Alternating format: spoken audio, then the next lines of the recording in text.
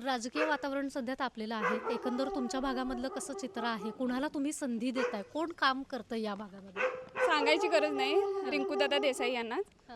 कारण की त्यांनी ते कोणत्या सत्तेत नसतानाही आमच्यासाठी काम करायचे. ते बरं बरं. त्यांनी खूप कामं केली आमच्यासाठी. ते आले तर काय मग विचारायलाच नको, आमच्यासाठी काय आपल्यालाच होणार. हां.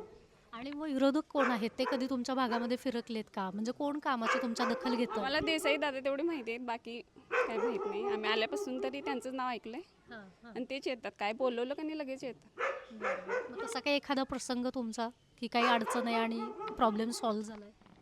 अडचण म्हणजे आमचं पाण्याचं वगैरे, हां आणि किरण दादा पण होते, त्यांनी पण दोघांनी मिळून केलेलं आहे.